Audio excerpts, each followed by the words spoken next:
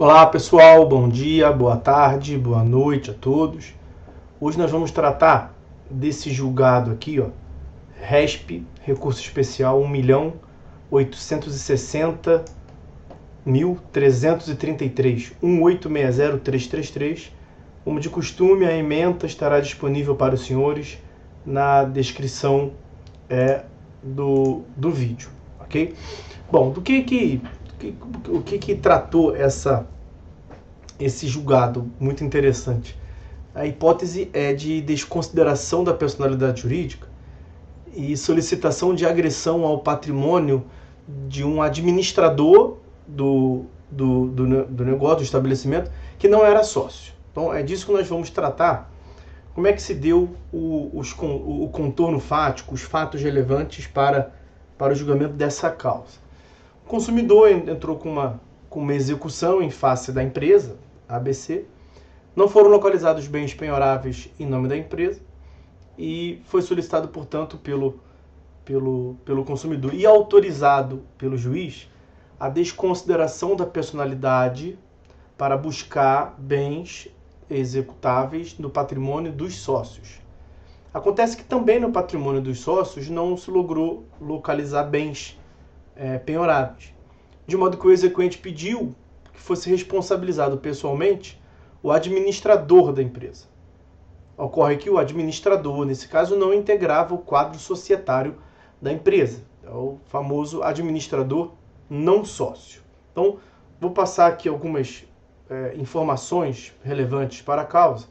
A primeira delas, o princípio da autonomia patrimonial. Essa é a regra, né? Em geral, as pessoas jurídicas são sujeitas de direito, possuem personalidade jurídica própria e distinta dos seus instituidores, dos sócios que compõem o quadro societário. De modo que o patrimônio da pessoa jurídica é autônomo, distinto, diverso do patrimônio dos seus sócios. A finalidade desta regra, desse princípio da autonomia patrimonial, é alavancar a economia, servir de um estímulo, um instrumento para o desenvolvimento da economia e da atividade empresarial, estimulando, portanto, que os indivíduos da sociedade pratiquem atividades empresariais e econômicas com essa garantia, com esse privilégio de que, ao se constituir uma pessoa jurídica, o patrimônio dos sócios, o conjunto de bens dos sócios, não vai responder, em regra, a princípio, por uma dívida da sociedade empresária. Então essa é a regra geral, o princípio da autonomia patrimonial, a autonomia da personalidade jurídica da empresa e dos sócios. Ocorre que, em diversas situações, percebeu-se um abuso por parte dos sócios, e isso gerou a criação, inicialmente uma criação jurisprudencial, e depois veio a ser acolhido por lei, por previsões normativas, a tal da desconsideração da personalidade jurídica, também chamado por alguns de superamento da personalidade jurídica, inspirada lá na doutrina do direito norte-americano, do disregard of legal entity. Então, no que consiste a desconsideração da personalidade jurídica, que não é aqui a finalidade aprofundar e esgotar a matéria quanto à desconsideração. Mas a desconsideração da personalidade jurídica é uma hipótese excepcional, uma exceção a essa regra da autonomia da personalidade jurídica e autonomia patrimonial. Então, como é que se dá, qual é o resultado quando se defere a desconsideração da personalidade jurídica? Os bens dos sócios, ou, em alguns casos, dos administradores, são agredidos, são utilizados, portanto, para pagar a dívida da pessoa jurídica, que é uma exceção. Nós temos também a possibilidade da desconsideração inversa, né? Hipótese em que se pode agredir o patrimônio da pessoa jurídica para satisfazer uma dívida originariamente dos sócios. Então, a desconsideração é essa previsão excepcional de agredir o patrimônio de pessoa diversa daquela que contraiu originariamente a dívida. Na hipótese, a dívida era da pessoa jurídica e o juiz desconsiderou a personalidade jurídica para agredir o patrimônio dos sócios. E não sendo encontrado bens dos sócios, o exequente pretendeu agredir patrimônio do administrador que não era sócio. Bom, como nós vimos, inicialmente, não havia previsão em lei. A previsão era apenas da autonomia patrimonial. Mas a jurisprudência, em casos de abuso, em caso de fraude à lei, passou a admitir a tal da desconsideração da personalidade, que veio depois a ser acompanhada por previsão em lei, previsão normativa. Em quais leis, por exemplo, que nós temos a previsão de desconsideração? A primeira dessa lei foi o Código de Defesa do Consumidor, a Lei 8.078 de 90, que no artigo 28 trata da desconsideração da personalidade jurídica. Também a antiga Lei Antitrust de 94, que era a Lei 8884 de 94, veio a tratar da desconsideração. Depois, em 98, foi a Lei de Crimes Ambientais, a Lei 9605 de 98. Até que em 2002, o artigo 50 do digníssimo Código Civil previu também o que é considerado a regra geral de desconsideração da personalidade jurídica. Muito que bem. Em 2011, tivemos a previsão em outro comando normativo da Lei 12.529 de 2001, a lei atual que trata das infrações da ordem econômica, mais precisamente está situado no artigo 34. O Código de Processo Civil de 2015 tem um capítulo que trata do procedimento para fins de desconsideração, que é o IDPJ, ou Incidente de Desconsideração da Personalidade Jurídica, que vai do artigo 133 ao artigo 137 do Código de Processo Civil, como estamos vendo. E o último diploma normativo a tratar da desconsideração foi a Lei 13.874 de 2009, a chamada Lei da Liberdade Econômica, que empreendeu reformas significativas, olha ela aqui, no artigo 50 do Código Civil. Então a Lei 13.874 de 2019 trouxe mudanças significativas no contexto do artigo 50 do Código de Processo Civil. Mas cada uma dessas leis trata dos requisitos para fins de desconsideração. E aí nós temos o que se convencionou chamar de teoria maior da desconsideração e teoria menor da desconsideração da personalidade. A teoria maior é aquela que vai exigir um número maior de requisitos, ao passo que a teoria menor é aquela que vai exigir um número menor de requisitos. A teoria maior está no artigo 50 do Código Civil, que é a regra geral, como eu lhes disse, da desconsideração. O artigo 50 do Código Civil exige, eu não vou fazer a leitura, ele é extenso, vai tomar muito tempo dos senhores, fazer apenas a menção. O artigo 50 exige que se comprove o abuso da autonomia da personalidade.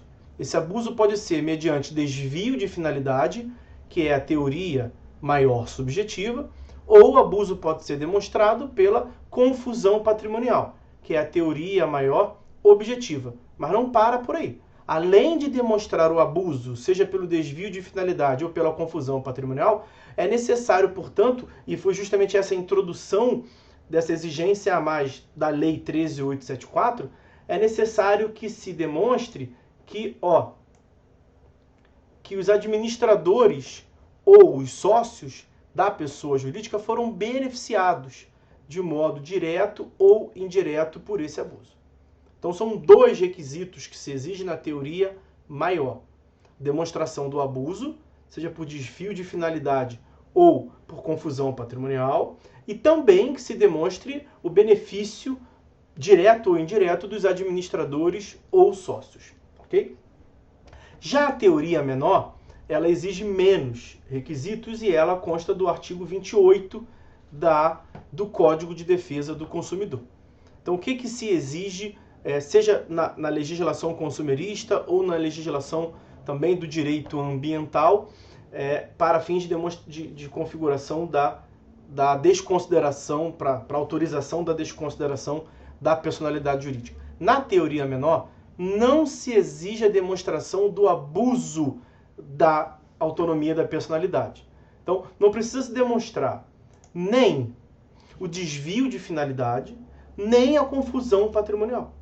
De modo que a desconsideração será justificada ou pela comprovação da insolvência da pessoa jurídica para honrar o crédito discutido, que está no artigo 28 caput, em razão da má gestão, má administração da empresa, ou a previsão do parágrafo 5º do artigo 28, quando, cadê o artigo 5º do, aqui, parágrafo 5º do artigo 28, me perdoem, também poderá ser desconsiderada a pessoa jurídica sempre que a sua personalidade for, de alguma forma, obstáculo ao ressarcimento de prejuízos causados aos consumidores. Percebam que é uma redação ampla, bastante abstrata.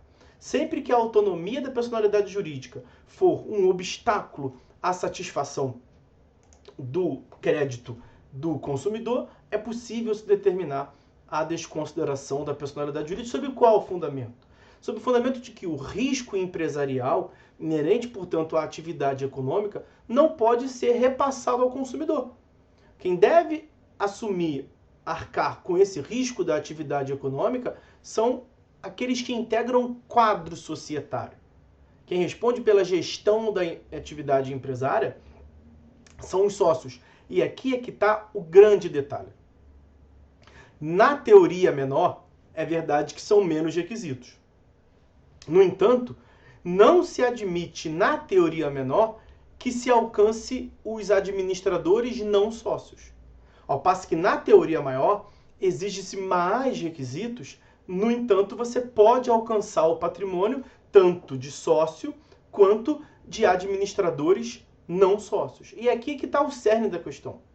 Lembrem-se que no contorno fático que eu lhes apresentei dessa causa, tentou-se encontrar bens penhoráveis no patrimônio da PJ. Não encontrou. Regra geral, autonomia. Aí foram para desconsideração e agrediram o patrimônio dos sócios.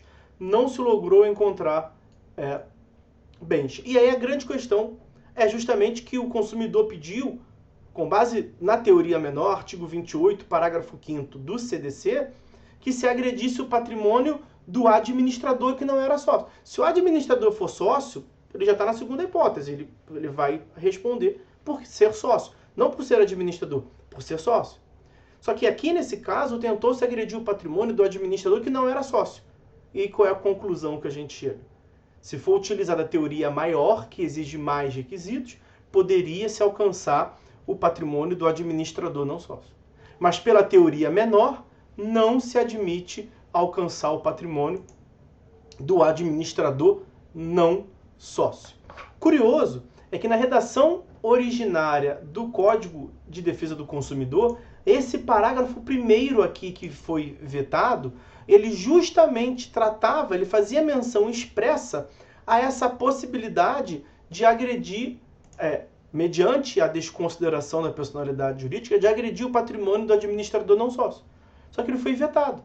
Percebam, o parágrafo 1º do artigo 28 está vetado. Então não há previsão no ordenamento jurídico brasileiro que, com base na teoria menor da desconsideração da personalidade jurídica, se alcance o patrimônio do administrador que não seja sócio. Ok? Então, vou fazer menção aqui na descrição do vídeo, inclusive, de outros julgados do STJ que caminham nesse mesmo sentido. O RESP 1.111.153, o RESP 1.658.648, o RESP 1.862.557, nesse mesmo sentido. E, mais recentemente, o julgado que nós estamos vendo foi o recurso especial 1.860.333, ok? Então, meus amigos, é isso, por hora é só. Vamos ficando por aqui. Fiquem todos com Deus e até a próxima, dentro de em breve.